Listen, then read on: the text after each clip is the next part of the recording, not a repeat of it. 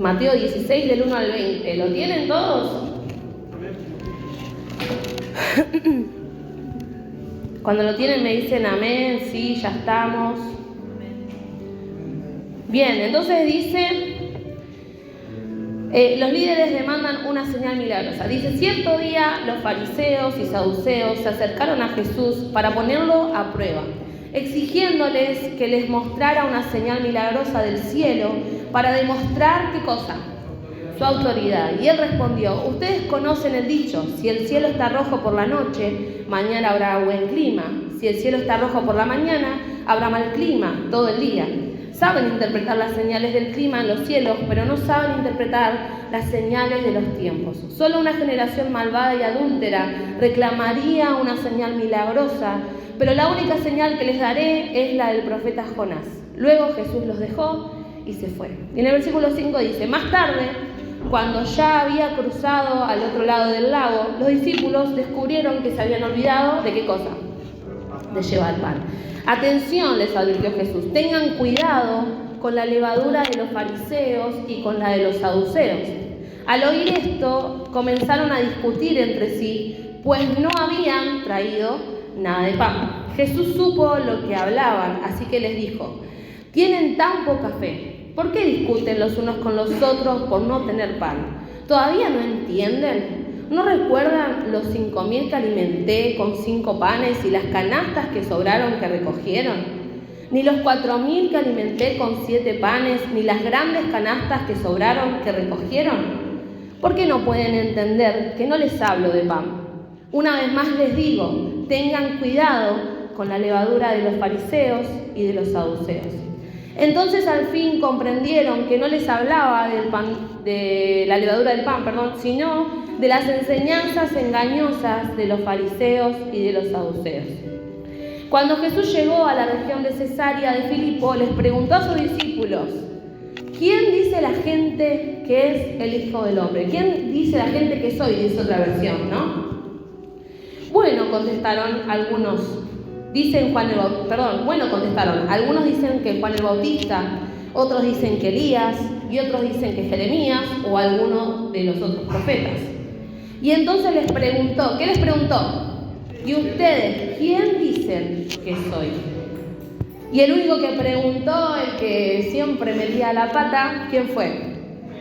Pedro, y contestó, tú eres el Mesías, el Hijo del Dios viviente. Y Jesús respondió, bendito eres Simón, hijo de Juan, porque mi Padre que está en el cielo te lo ha revelado. No lo aprendiste de ningún ser humano. Ahora te digo que tú eres Pedro, que significa roca, y sobre esta roca edificaré mi iglesia, y el poder de la muerte, ¿qué? No la conquistará. Y te daré las llaves del reino del cielo. Todo lo que prohíbas en la tierra será prohibido en el cielo, y todo lo que permitas en la tierra será permitido en el cielo. Luego advirtió severamente a los discípulos que no le contaran a nadie que él era el Mesías. Bueno, ¿y por qué leí todos estos versículos? Saben que cuando yo lo leí la primera vez, así todo de corrido, yo decía, ¿qué tiene que ver? ¿Qué tiene que ver esto con esto, con esto? ¿Qué tiene que ver una cosa con la otra? Y saben que aprendí hace poco, escuchando a un predicador que me gusta mucho, que en el libro de Mateo la palabra está escrita en una forma que se llama ABA. ¿Qué significa? Que empieza hablando de una cosa, se divide en otra cosa y después vuelve a hablar de lo mismo. Y cuando empezamos el pasaje que leímos recién, dice que estaban los fariseos y los saduceos, que ¿quiénes eran? ¿Cómo los reconocemos nosotros? ¿Quiénes eran los fariseos? Los maestros de la ley, que ¿cómo eran ellos? ¿Cómo eran? ¿Eran espirituales? ¿Cómo eran? Eran religiosos. Y entonces se lo cruzan a Jesús y le dicen, haz una señal para que veamos que realmente sos el Hijo del Hombre, que realmente sos el Salvador, que realmente sos ese que tanto dicen que sos, ¿no? Entonces están los religiosos pidiéndole a Jesús, si vos sos quien sos, demostrámelo. Mostrame que vos sos Jesús, que realmente sos Hijo de Dios, que sos quien decís sos, que sos. Y después se divide y Jesús les habla a sus discípulos y le dicen: tengan cuidado con las enseñanzas de los religiosos que están enseñando cosas que no tienen nada que ver con el reino de los cielos. Y más adelante le dice a los discípulos: ustedes, ¿quiénes dicen que soy yo? ¿No? Y los discípulos habrán quedado mirándose tipo: che, pero ¿qué onda? ¿Se olvidó quién es? ¿Perdió la memoria? ¿Tiene amnesia? ¿Qué le pasa a Jesús? Se levantó con el pie cruzado, ¿no? Y Pedro ahí, bien valiente y posado por la paloma en un momento de iluminación del apóstol Pedro, que siempre metía la pata, pero en esta le acertó. ¿Y qué le dijo? Le dice en el versículo 16: Simón Pedro contestó: tú eres el Mesías, el Hijo del Dios viviente. Pero antes de eso, Jesús le pregunta: ¿y quién dice la gente que soy yo? ¿No? Y ellos le empiezan a decir, algunos que Juan el Bautista, otros que Elías, o algunos de otros profetas, pero la gente no sabía quién era Jesús.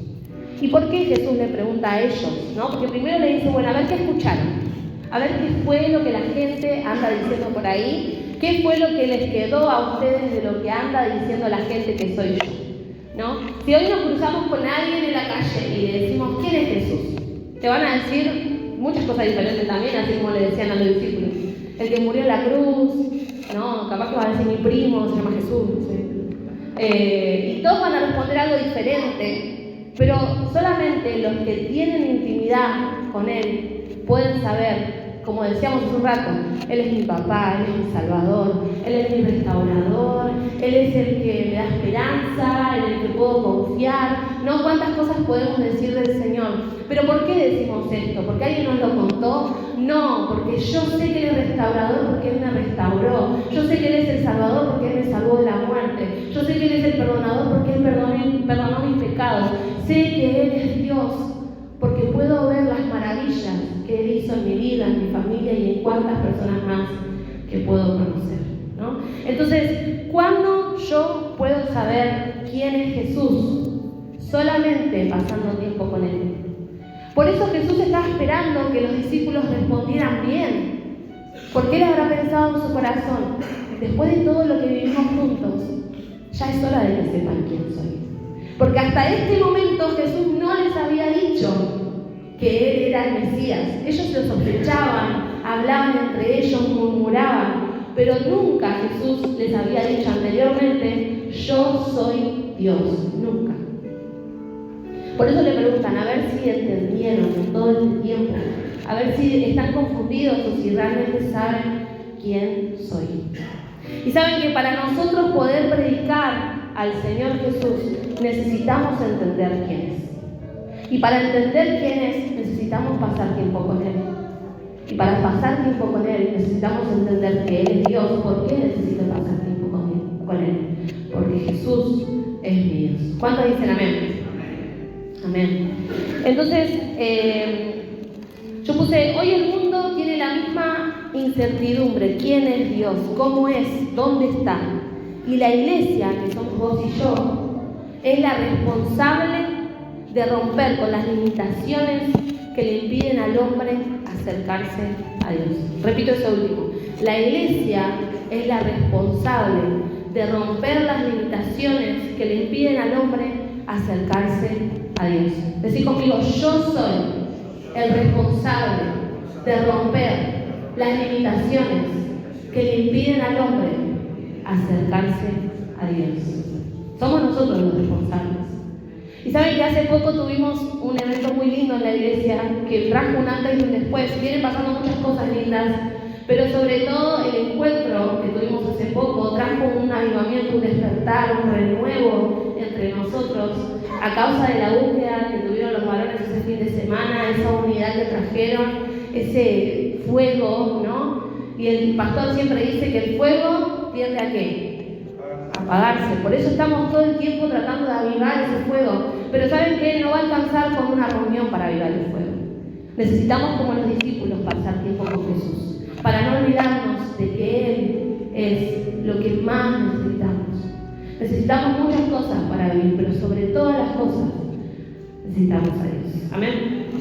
Necesitamos restaurar nuestra teología de quién es Dios para empezar a ser quienes debemos ser. Anoten, los que anotan. Necesitamos restaurar.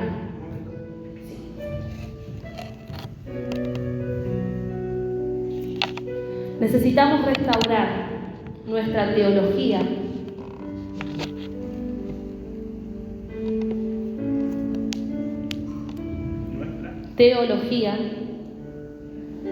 de quién es Dios.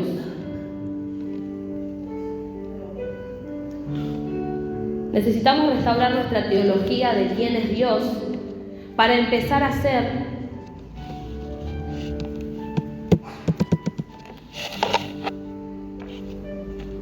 Necesitamos restaurar nuestra teología de quién es Dios para empezar a ser quienes debemos ser. ¿Alguno me trae un poquito de agua, porfis, cuando puedan?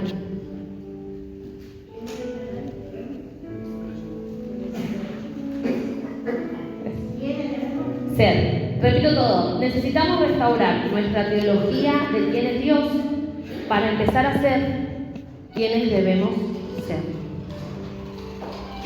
¿Y quiénes somos nosotros? Lo dijimos hace un rato. ¿Qué somos nosotros? La iglesia. ¿Y cuál es la tarea que Dios le dio a la iglesia? ¿Cómo? Hacer discípulos. ¿Qué más? Llevar la palabra. ¿Y saben que somos también? Somos el cuerpo de Cristo. ¿Y saben qué significa ser el cuerpo de Cristo? Somos la extensión del reino de Dios. El Señor dijo, el reino de los cielos se ha acercado. El reino de los cielos se ha acercado. ¿Y saben por qué se acercó el reino de los cielos? Porque Jesús vino a la tierra. Y una vez que Jesús se fue otra vez a preparar lugar para nosotros, dejó a su Espíritu Santo habitando en nosotros, para que nosotros hagamos lo mismo que Él está haciendo.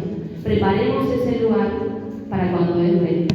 Él está preparando lugar en los cielos para nosotros, pero nosotros tenemos que estar preparando el lugar acá en la tierra para que Él venga. Esa es la tarea que el Señor Jesús nos dejó a cada uno de nosotros. Él está preparando el lugar y nosotros, como Juan Bautista, tenemos que preparar el lugar para que Jesús pueda llegar a los corazones y que los corazones estén dispuestos a recibir al Señor Jesús. Amén. Otra frase, nuestra relación con Dios está dañada. Voy a ir rapidito y cualquier cosa después me lo piden y se los paso, porque si no, no voy a llegar a darles lo que traje para compartir, ¿sí? Los que pueden anotar, anotan, y los que no, después les paso. Nuestra relación con Dios está dañada porque creemos cosas de Dios que no son. Por eso es que el hombre no se puede acercar a Dios. Yo creo que el argumento más grande que la gente tiene para no acercarse a Dios es pensar que Dios es malo, que Dios es castigador, que Dios es injusto y que Dios está lejos. Ese es el argumento más grande y el más fácil y el más común que la gente usa. Porque vos le decís Dios te ama y él o ella te dice, ¿y dónde estaba Dios cuando me pasó tal cosa? ¿Y dónde estaba Dios cuando le pasó tal cosa a mi vecino? ¿Dónde estaba Dios? ¿Cómo puede ser que Dios permita? ¿No? Eso es lo primero que la gente tiene en la lengua para decir, no, pero Dios, no. Si ese es Dios, yo no quiero saber nada con ese Dios. ¿No? ¿Y qué hacen? Se refugian en otros dioses que no son verdaderos, que lo único que hacen es pedirles y quitarles cosas. No, porque cuando no conocíamos a nuestro Dios verdadero, ¿qué hacíamos para que Él se acerque, para que Él haga? ¿Qué hacíamos? Sacrificios. Caminaban 1.000.000 de kilómetros a pie hasta que sangre los pies, para la redundancia, porque si no Dios no iba a escuchar mi oración. ¿No? Iban y le dejaban una ofrenda en un altar, ¿no? Y hacían fiestas, no sé, ponerlo de gauchitos, que creo que hacían fiestas con vino y ofrendas de esto y de lo otro, ¿no?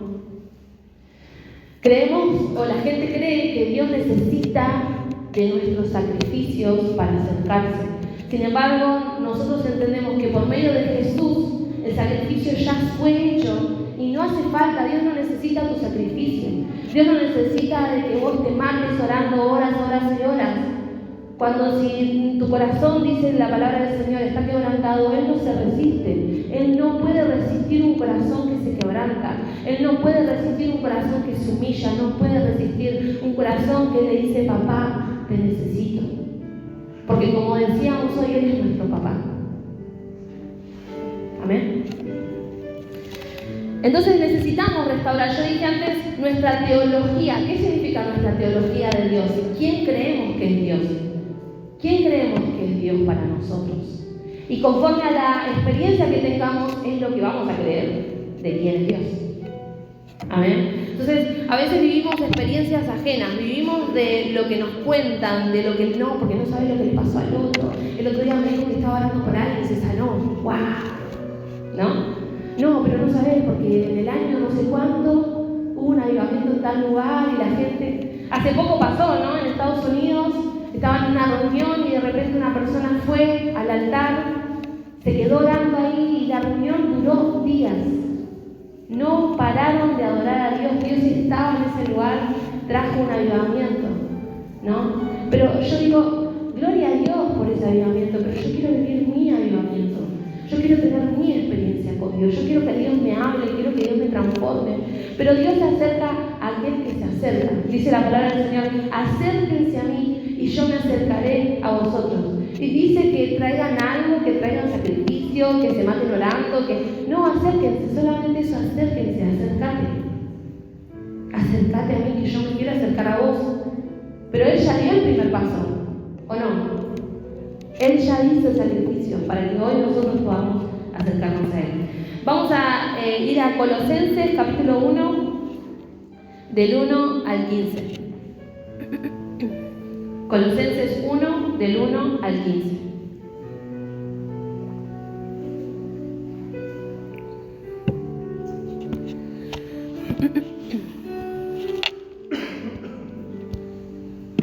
¿Lo tienen? Colosenses 1, desde el 1 hasta el 15. Cuando lo tienen me dicen sí, amén.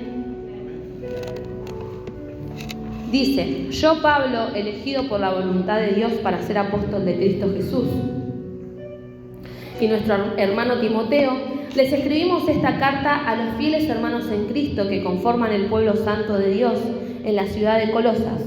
Que Dios nuestro Padre les dé gracia y paz. Siempre oramos por ustedes y le damos gracias a Dios, el Padre de nuestro Señor Jesucristo, porque hemos oído de su fe en Cristo Jesús y del amor que tienen por todo el pueblo de Dios. Ambas cosas provienen de la firme esperanza puesta en lo que Dios les ha revelado en el cielo. Ustedes han tenido esa esperanza desde la primera vez que escucharon la verdad de la buena noticia. Vamos a resumir estos pasajes que habla un montón y tiene un montón de cosas para sacar. Entonces dice, desde el versículo 3, dice, oramos y le damos gracias a Dios, ¿por qué? Por su fe y por el amor que tienen por el pueblo. ¿Y de dónde vienen esa fe y ese amor que tenemos por nuestros hermanos? Dice, provienen de la firme esperanza que pusieron en Dios, porque Dios les ha reservado un lugar en el cielo. Amén. ¿Y por qué tenemos esa esperanza? Porque escuchamos esto, escuchamos la buena noticia. Alguien nos dijo, Dios te ama y quiere darte vida eterna. Y vos que hiciste, lo creíste y dijiste, amén, yo quiero esa vida eterna. Amén. Seguimos leyendo, dice el versículo 6. Esa misma buena noticia que llegó a ustedes ahora, ¿qué hace? Corre por todo el mundo. ¿Y qué hace también? Da fruto en todas partes. ¿Mediante qué cosa? El cambio de vida que produce. Así como le cambió la vida a ustedes desde el día que oyeron. ¿Y qué más? Y entendieron por primera vez la verdad de la maravillosa gracia de Dios. Entonces dice algo, me encanta este pasaje, ¿no? Porque habla de que nuestra fe y nuestra esperanza vienen por lo que tenemos en Dios, esa esperanza, esa fe, ¿no? Y eso llegó cuando entendimos que ahora tenemos el privilegio de ser hijos, de tener una vida eterna. Y esa noticia que nosotros recibimos se extiende por el mundo, ¿no? ¿Y cómo se extiende? través tuyo, a través tuyo, a través tuyo, a través mío, el que me escucha, el que escucha, el que me lo escuchó, el que escucha, ¿no? Y así es como la palabra del Señor y la buena noticia de que hay un reino eterno se extiende por todo el mundo, ¿no? Corre. ¿Y qué hace más? Da fruto en todas partes. ¿Pero por qué da fruto? Porque hubo un cambio de vida. Hubo un cambio de vida en nosotros. Sin un cambio de vida, la palabra de Dios no da fruto. Si la palabra de Dios en tu vida no produce un cambio, entonces no estamos dando el fruto que Dios espera en nosotros. Porque dice la palabra del Señor que Él nos sacó más adelante en este mismo pasaje de las tinieblas a su luz admirable. Antes estábamos en tinieblas, antes mentíamos, pecábamos, adulterábamos, fornicábamos, teníamos un montón de pecados y ahora ya eso quedó atrás. Y hoy somos nuevas criaturas en Cristo. Y no solamente somos criaturas, sino que ahora somos ¿qué cosa? Hijos. Y eso es lo más maravilloso. Que ahora yo ya no soy como los que están afuera y oran al Señor y le dicen Dios, como alguien lejano, como alguien grande, alguien malo que está con un mazo esperando para darme un juicio de mis pecados. No, yo ahora sé que soy hijo y que tengo un papá amoroso que murió en la cruz por mí. ¿Saben por qué decía antes que necesitamos cambiar nuestra teología de Dios? Porque tenemos dividido a Dios de Jesús y del Espíritu Santo. Y es algo que es muy difícil de entender para nuestra mente limitada. Pero tenemos que entender que así como Dios es Padre, Dios es Hijo, Dios es Espíritu Santo, Dios es todo eso en uno. ¿Y saben cuándo lo entendí yo? Todos acá fueron al encuentro. A ver, levántenme la mano quienes fueron al encuentro. Todos. Bueno, un par más. Bueno, les voy a spoilear algo, pero igual es algo muy chiquitito. Mentira, no les voy a spoilear nada. Pero hay una película que se llama La Cabaña. Y hay una parte de esa película donde hay un hombre que fue lastimado. No les voy a contar la película, lo que me importa es este fragmento. Hay un hombre que fue lastimado, ¿no? Y entonces está en una parte con Dios. Y él está amasando, ¿se acuerdan de esa escena? Está amasando, ¿no? ¿Y qué hace? Mackenzie se llama. Mackenzie le pregunta a Dios esto que la gente le pregunta, ¿no? Y que la gente nos pregunta a nosotros. ¿Y dónde estabas vos cuando pasó esto? ¿Y saben qué más le dice? ¿Y dónde estabas cuando Jesús, tu hijo, ¿no? ¿Qué intenta hacer? Lastimar a Dios, intenta meterle el dedo en la llaga, ¿no? Dice, ¿dónde estabas? Porque la Biblia dice que vos le diste la espalda, ¿no? ¿Se acuerdan de esa escena? A mí me impactó muchísimo. Y entonces, ¿qué hace papá? ¿No? Como le dicen en la película. ¿Qué hace? Le muestra las cicatrices. Y él le dice, malentendiste el misterio porque yo estaba con él. Porque él le dice, yo soy él, no entendiste nada. Yo soy tu Dios, el que se dio, el que se entregó, el que murió. Y ese es nuestro Dios, el que se da. Nosotros pensamos que tenemos un Dios que pide, que demanda, que espera algo de nosotros. Sin embargo, tenemos un Dios que hace todo lo contrario, que se da por nosotros. Porque Él es amor. Sobre todas las cosas. En 1 Corintios dice que hay esto, aquello, lo otro. Pero lo más importante de todo, ¿qué es? El amor, y es lo que permanece para siempre. ¿Por qué Dios resalta el amor? Porque Él es amor y Él quiere darse a conocer a nosotros. Y por medio de que nosotros entendamos que Él es Dios, que Él es ese amor, nosotros podemos amar al otro, podemos perdonar al otro, podemos ver al otro por medio del filtro del Señor, aunque no lo entendamos, aunque nos enojemos, aunque nos dé bronca la situación. Nosotros podemos perdonar y podemos amar, no porque en nosotros esté la posibilidad, sino porque Dios nos amó. Y por medio de ese amor a mí no me queda otra cosa, yo tengo que amar. Amén. Empujarle un poquito al que está al lado, que capaz está un poco medio, y decirle, Dios te ama. Vamos, sacudirle un cachito, decirle, Dios quiere darse a conocer a tu vida. Gloria a Dios. Entonces dijimos en el versículo 6, dice, y yo puse una anotación mía, así como por medio de Jesús conocemos a Dios, la gente debería conocer a Jesús por medio nuestro y de la transformación que nuestra fe provoca. Así como, lo repito, por medio de Jesús conocemos a Dios, ¿no? Dice la palabra del Señor, el versículo más famoso del mundo, Juan 3:16, porque de tal manera amó Dios al mundo que dio a su Hijo unigénito para que todo aquel que en Él crea, que no se pierda, mas tenga vida eterna. Ese es el anhelo de Dios. El cierre de todo el Evangelio se resume en que Dios nos ama tanto que se dio para que no nos perdamos, sino que tengamos vida eterna en Él y con Él y para Él. Amén. Entonces, así como conocemos a Dios por medio de Jesús, la gente tiene que conocer a Jesús, decirle a que tenés al lado, por medio tuyo, por medio nuestro. La gente tiene que conocer a Jesús. ¿Por qué? Por la transformación que nuestra fe provoca. Porque yo conozco a Jesús, una vez que me choco con su cruz, mi vida no es igual, no puede. No hay forma. Podés irte, podés correr, podés esconderte, podés rebelarte, todos pasamos por eso. Pero en algún momento la cruz y el amor te vuelven a encontrar y vas a volver a Él.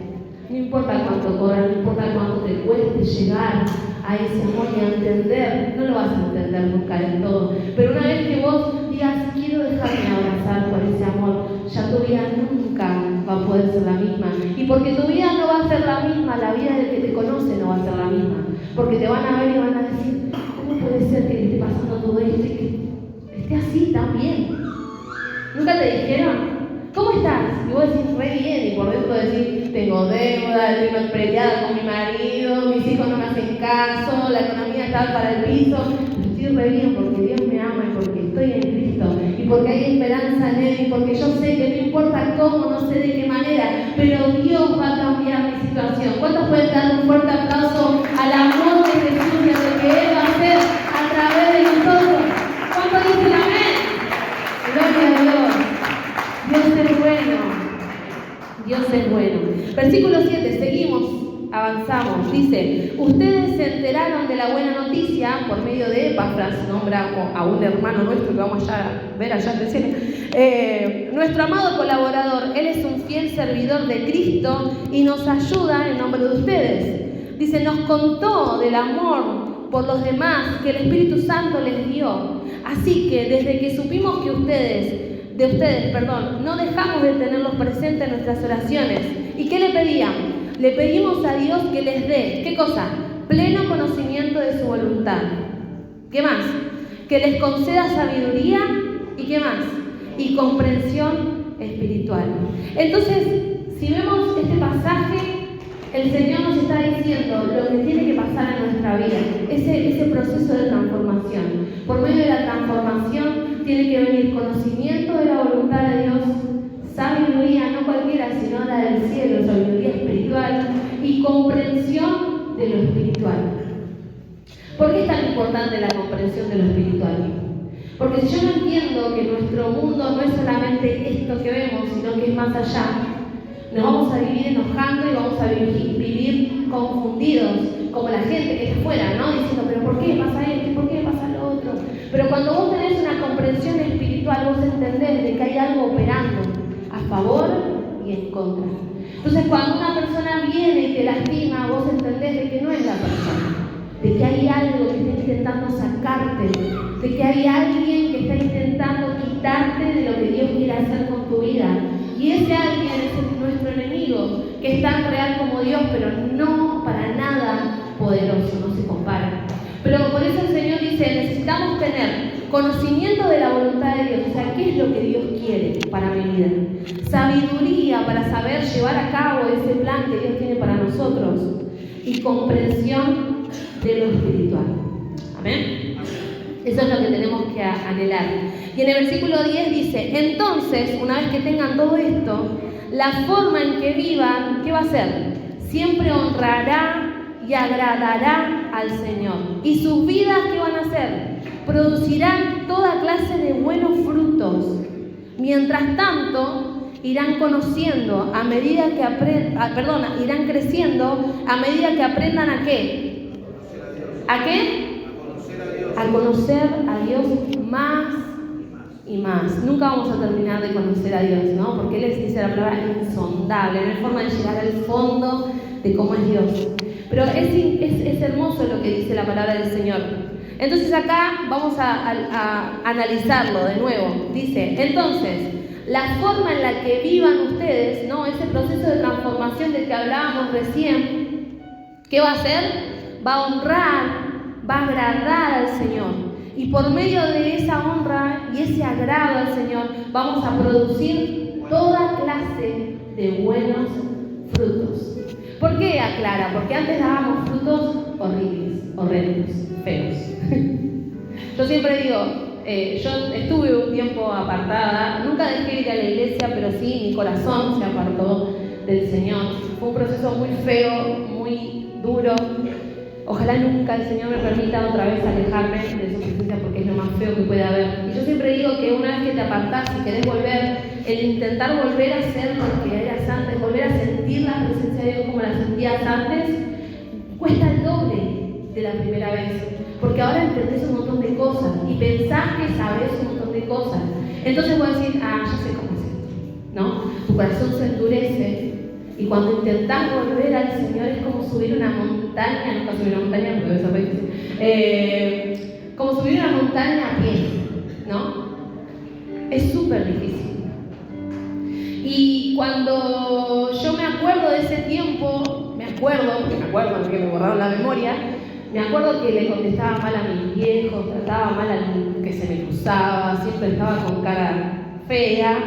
Era horrible. Yo siempre digo, yo fuera del Señor, no, tampoco soy hermosa, pero fuera del Señor soy horrible, chicos. Soy muy fea, de verdad.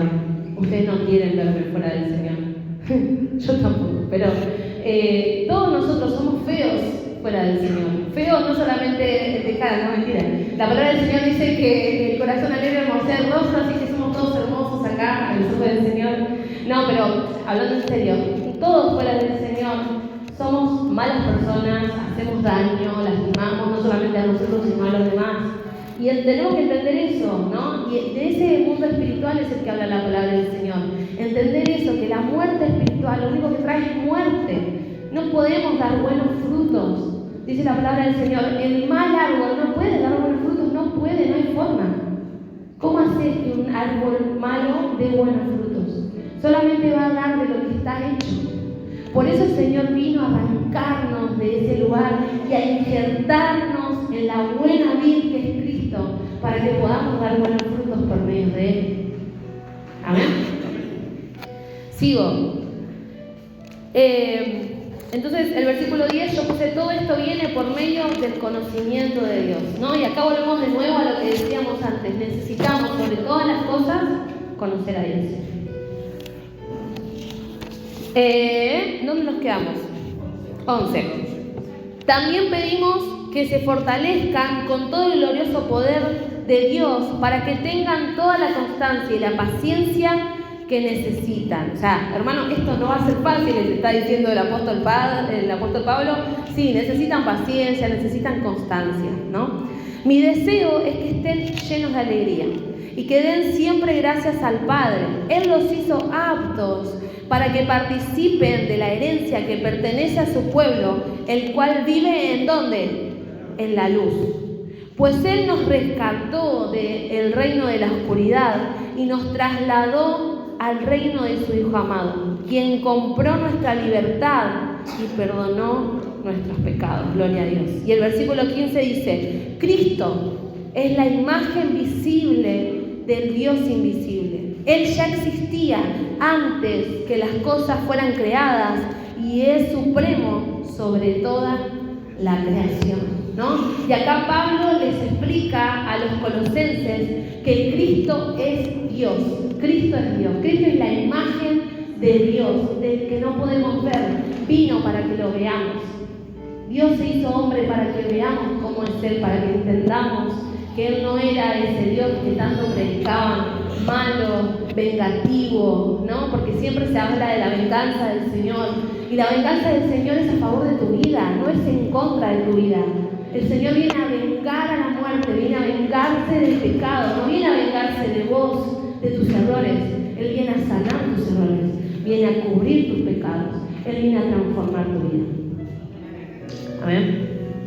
Vamos a ir, ahora nos salimos un poquito de esto, vamos a ir a Marcos, empiezo con la palabra, no, mentira. Marcos capítulo 2, igual sí un poquito, pero voy a resumir, les prometo que... Marcos capítulo 2, desde el 1 al 12, una palabra súper conocida, súper recontra mil conocida. Marcos capítulo 2, del 1 al 12, cuando lo tienen me dicen, ya estamos. ¿Lo tienen? Dice, me encanta esta palabra, Jesús sana ¿a quién? A un paralítico. Cuando Jesús regresó a Capernaum, varios días después, enseguida corrió la voz de que había vuelto a casa. Pronto, la casa donde se hospedaba estaba tan llena de visitas que no había lugar ni siquiera frente a la puerta. Mientras él les predicaba la palabra de Dios, llegaron 4 hombres cargando a un paralítico en una camilla. Como no podían llevarlo hasta Jesús debido a la multitud, ¿qué hicieron? Abrieron un agujero en el techo, encima de donde estaba Jesús. Luego bajaron al hombre en la camilla, justo delante de Jesús. Y al ver la fe de ellos, Jesús le dijo al paralítico, ¿qué le dijo? Hijo mío, tus pecados te son perdonados. Algunos de los maestros de la ley religiosa que estaban allí sentados pensaron, ¿qué es lo que dice? Es una blasfemia. Solo Dios puede perdonar pecados. En ese mismo instante Jesús supo lo que pensaban, así que les preguntó, ¿por qué cuestionan eso en su corazón? ¿Qué es más fácil? ¿Decirle al paralítico, tus pecados te son perdonados? ¿O ponte de pie, toma tu camilla y anda? Camina, dice esta versión. Así que les demostraré que el Hijo del Hombre tiene autoridad en la tierra para perdonar pecados. Entonces Jesús miró al paralítico y le dijo, ¿qué cosa? Ponte de pie, toma tu camilla y vete a tu casa. Y el hombre se levantó de un salto, tomó su camilla y salió caminando entre los espectadores que habían quedado como atónitos. Todos estaban asombrados y alababan a Dios exclamando, jamás hemos visto algo así. Terrible, tremendo, ¿no? Y entonces acá vemos un milagro de Jesús. Pero ¿saben de quién era en realidad este milagro? ¿A quién le pertenecía este milagro? A los 4 amigos.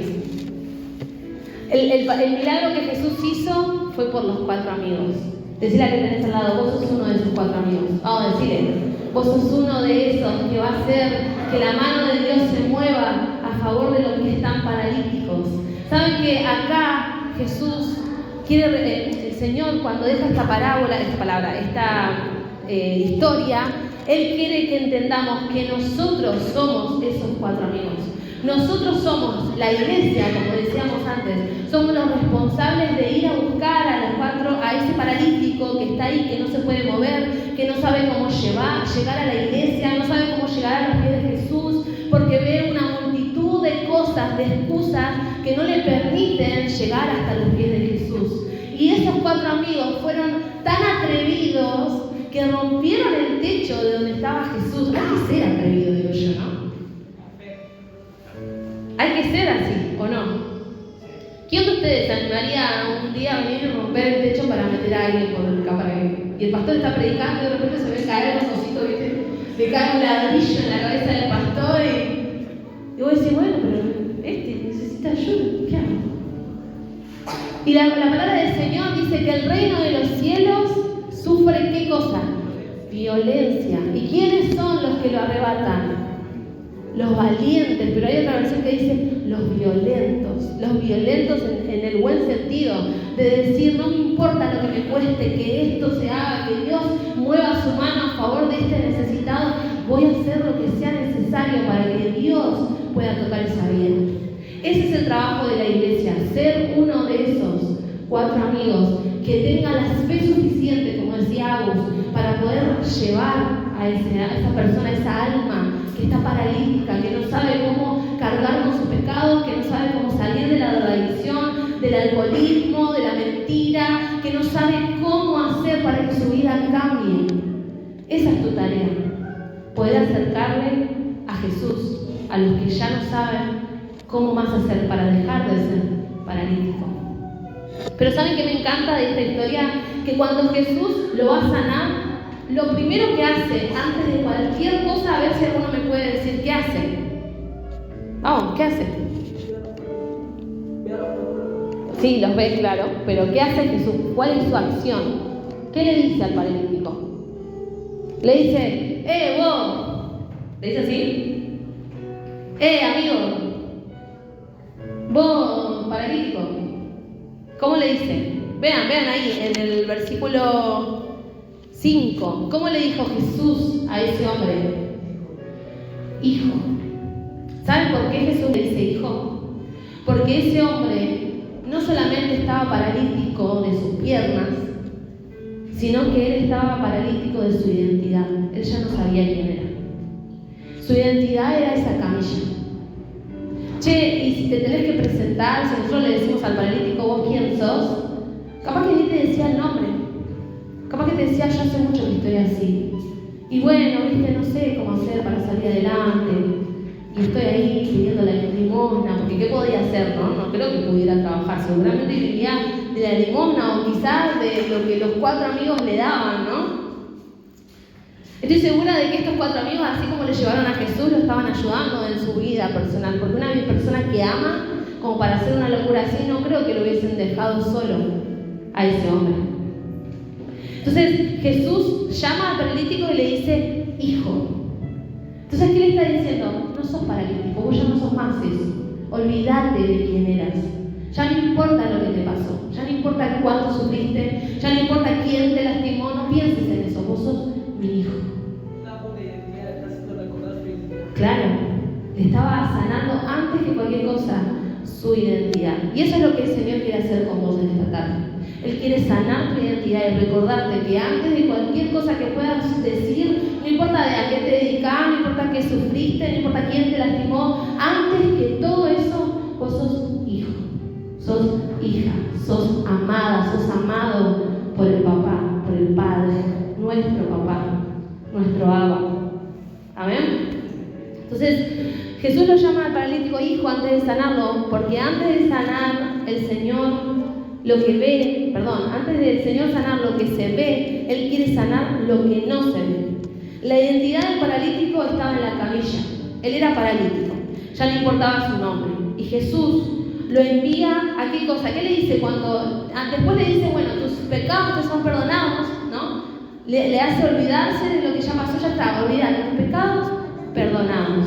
Y después de eso, cuando los saduceos, los fariseos, esos religiosos de los que hablábamos antes, ¿no? Que cuestionan a la fe, que cuestionan lo que Dios quiere hacer, que está en nosotros también tenemos un poco de esa levadura, de esa religiosidad que intenta limitar el poder de Dios. Por eso le puse esta prédica, ya no hay límites, porque necesitamos romper con los límites que nosotros le pusimos a Dios, que le pusimos a Dios en un culto, que le pusimos a Dios en nuestra vida, que estamos esperando a que llegue la hora del culto para leer la palabra del Señor, que estamos esperando a que nos salga un videíto en Facebook o en Instagram para ver si Dios nos habla y jugamos a la ruleta rusa de la palabra del Señor, cuando Dios está esperando que vos te acerques a Él. No en un horario determinado, no en un lugar determinado. Cuando el Señor Jesús se acerca a la mujer samaritana, Él le dice, porque la hora es de que los verdaderos adoradores adoren al Señor ¿en qué? En espíritu y en verdad. Y la samaritana le dice, ¿y dónde? ¿En este pozo o en el que trataron nuestros? No, ella le pregunta así, sus costumbres, sus cosas, porque estamos cargados de costumbres, de formas, de dogmas. No rezamos Padre Nuestro, pero tenemos nuestra forma de describir una religión.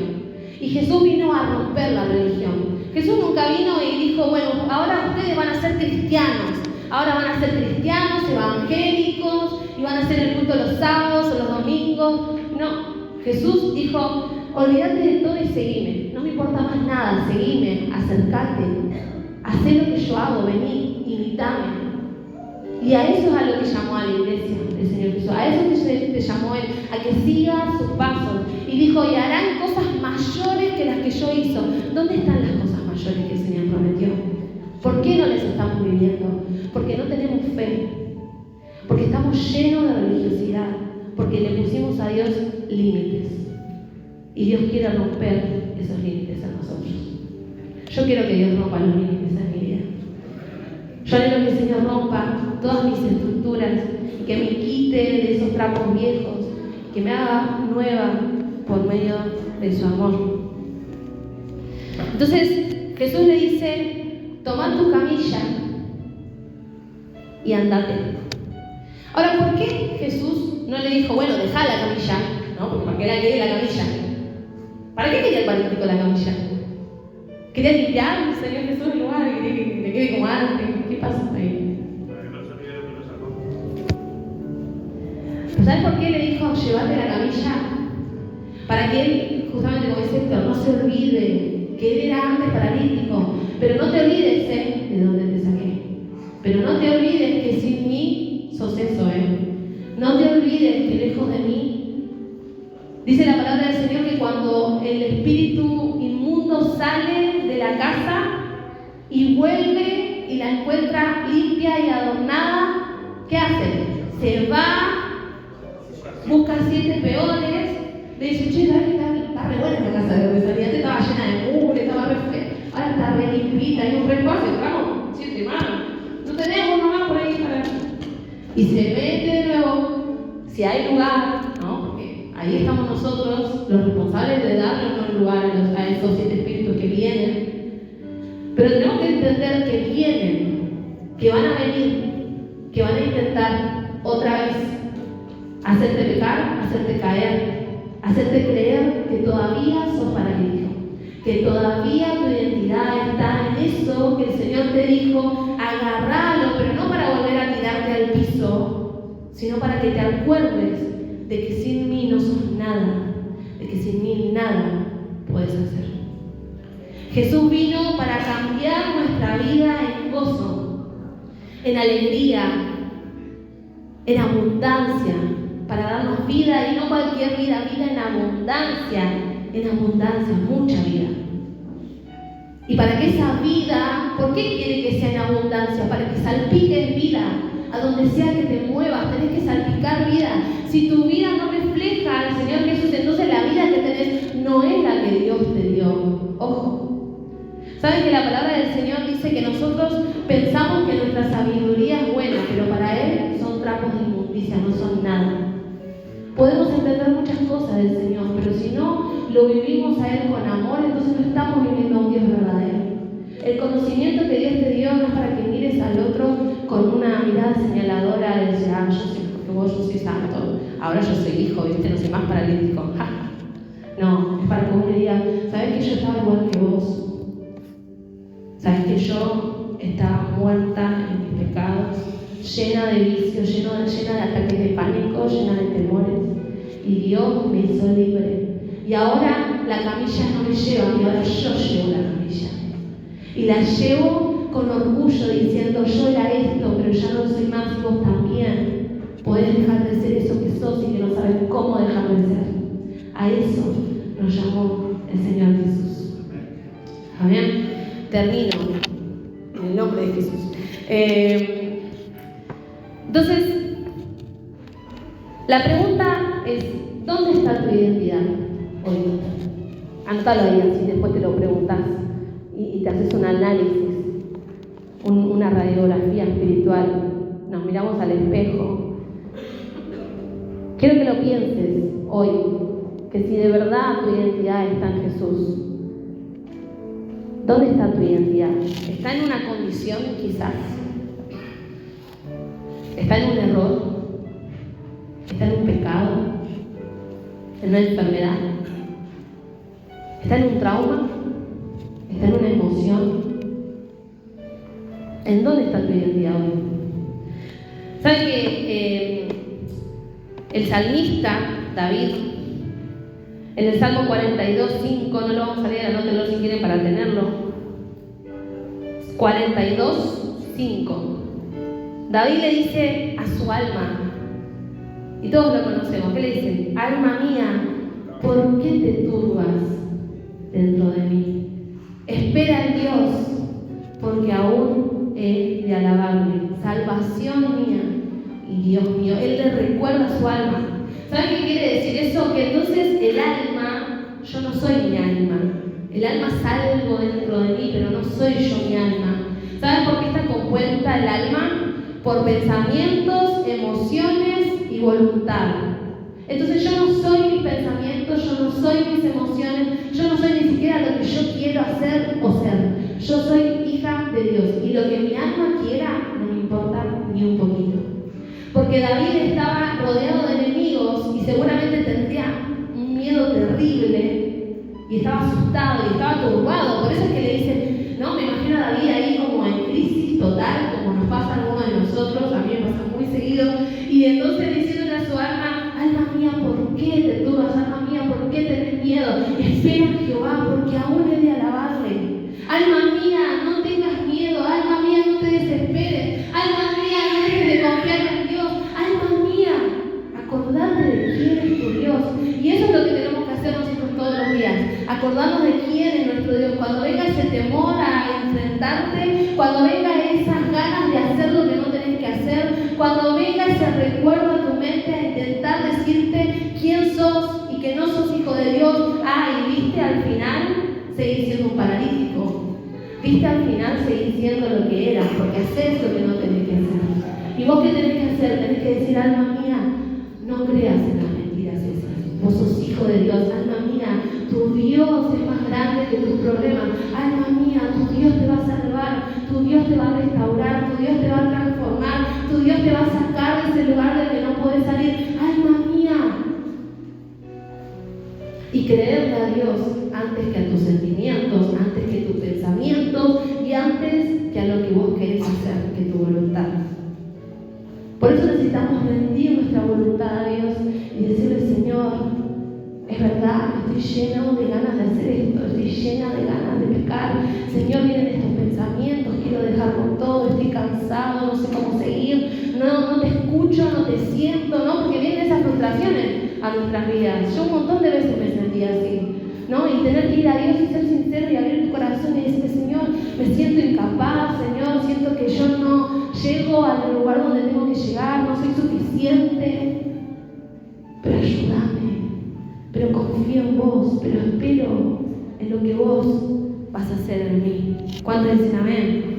Dale un fuerte aplauso al Señor, porque Él va a transformar nuestras vidas en el nombre de Jesús. Gloria a Dios. Yo no soy mi alma, yo no soy lo que siento, no soy lo que pienso, no soy lo que quiero hacer. ¿Amén? Entonces, ¿qué dice el mundo? Haz lo que sientas, ¿o no? Algunos te dijeron, y bueno, si te hace bien, hacelo. Total, no le hace mal a nadie, ¿qué tiene de malo? ¿Y por qué no lo podés hacer? ¿No? Porque nos chicanean, que somos cristianos, nunca te dijeron, y no podés ir a bailar, ¿no? Y no podés fumar, ¿no? Y no podés no poner. Y vos decís, sí, puedo, no quiero, no me interesa. ¿Qué tiene de divertido, no? La gente no lo entiende. Decirle que tenés al lado, yo sé que querés, pero Dios te va a ayudar. Vamos, decirle, yo sé que querés, pero Dios te va a ayudar. Porque ¿saben qué? El pecado es re lindo. El pecado es lindo. Viene y te seduce y te dice, dale, si yo sé que vos querés, si el otro día estuvimos juntos, ¿qué te hace ser difícil ahora? Dale. Un poquito, ¿no? Un poquito no le hace nada mal a nadie. Mentiras, argumentos que vienen a intentar engañarnos y a intentar hacernos caer. Y sí, tenés razón, ¿no? El diablo viene y vos estás ahí maquinando, ¿no? Porque este hizo el otro, este hizo el... Y el diablo dice, sí, tenés razón, la verdad, terrible, ¿no? Y el Señor te dice, yo no miro esas cosas que vos estás mirando. Yo no pienso de esa manera. Y es tan difícil cuando Dios te dice algo y vos estás pensando todo lo contrario a lo que Dios te está diciendo que tenés que hacer. Es muy difícil. Pero cuando el Señor te dice que hagas algo, que digas algo, que no hagas algo, créeme, es por tu bien. Y después de eso viene algo mejor para tu vida. por causa de tu obediencia, por causa de tu espera, por causa de tu paciencia. Dios te va a dar la victoria. Dios te va a dar los anhelos de tu corazón. Él no se olvida de tu clamor, Él no se olvida de lo que te prometió, Él no se olvida de dónde te sacó, aunque vos te olvides, Dios no se olvida. Gloria a Dios. Bueno, tengo mucho más, pero termino. Vamos a leer para orar Mateo 27. Después les paso para que vean que no mentira, que tenía mucho más, no mentira, para que puedan ver las frases que no anotamos y demás. Mateo 27, vamos a leer desde el capítulo 45 al 52 y oramos. Mateo 27, versículos 45 al 52. Cuando lo tienen me dicen, sí, amén, listo, ya estamos. Dice: al mediodía la tierra se llenó de oscuridad hasta las 3 de la tarde. A eso de las 3 de la tarde Jesús clamó en voz fuerte: Elí, Elí, lama sabactani, que significa: Dios mío, ¿por qué me has abandonado? Y algunos que pasaban por allí entendieron mal y pensaron que estaba llamando al profeta Elías. Y uno de ellos corrió y empapó una esponja en vino agrio, la puso sobre una caña de junco y la levantó para que pudiera beber. Pero los demás dijeron: espera, a ver si Elías viene a salvarlo. Entonces Jesús volvió a gritar y entregó su espíritu. En ese momento, ¿qué dicen? La cortina del santuario del templo se rasgó en dos, de arriba abajo. La tierra tembló, las rocas se partieron en dos y las tumbas se abrieron. Los cuerpos de muchos hombres y mujeres justos que habían muerto resucitaron. ¡Wow! Estamos hablando de la resurrección, la muerte y la resurrección de Jesús, ¿no? Pero quiero concentrarme en el versículo 51. Lo leemos de nuevo. Dice que cuando Jesús entrega su espíritu, dice: en ese momento la cortina del santuario del templo se rasgó en dos, de arriba abajo, y la tierra tembló y las rocas se partieron. La cortina del templo se rasgó en dos. ¿Saben qué significa eso? ¿Saben por qué la Biblia nos aclara esto que pasó acá? Porque en el Antiguo Testamento, ¿cómo hacía el pueblo para limpiar sus pecados? Iba un sacerdote, le ataban una cuerdita con un cencerro de vaca para que pase, no sé, la de vaca te he hecho mucha broma, con un cencerro, una campanita que hiciera ruido por si se moría. Si no sonaba más la campanita, muchacho, tíralo para afuera porque está finado, se murió, ¿no? Y le sacaban. Pero ¿cómo tenía que entrar? Ese hombre tenía que entrar con una túnica especial, hacer todo un ritual, ¿no? Llevaba la sangre de un cordero puro, sin mancha, un bebé, llevaba y lo mataba, sacrificaba a favor de todo el pueblo, y con ese cordero se limpiaba el pecado de todo el pueblo. Y cuando entraba a ese lugar el sacerdote, primero tenía que pasar por el atrio, después iba al lugar santo y después iba al lugar santísimo, que ahí era donde estaba la presencia de Dios. Y si no entraba como tenía que estar, si no estaba santo, moría, porque el pecado no puede aguantar tanta santidad de Dios, ¿no? Pero cuando Jesús murió, Él rasgó en dos ese velo que separaba la presencia de Dios de nosotros, y ya no necesitamos ningún sacrificio humano y ningún sacerdote que nos haga esa mediación entre nosotros y Dios. Por medio de Jesús tenemos acceso total a la gracia de Dios. Y ahora vos y yo podemos en este momento decir: papá, y el Señor hace, y su presencia se derrama. Porque Jesús, dice su palabra, una vez y para siempre, para tus pecados de ayer, los de tus antepasados, y lo que hiciste hoy y lo que vas a cometer mañana, ese sacrificio fue suficiente para que vos y yo hoy nos acerquemos. Y la pregunta del Señor es: ¿y dónde están? Si yo ya hice todo, ya está. No necesitas más nada. confiada, acércate. Yo quiero acercarme a Él en esta tarde, para que el Señor pueda hacer en mí lo que Jesús hizo por mí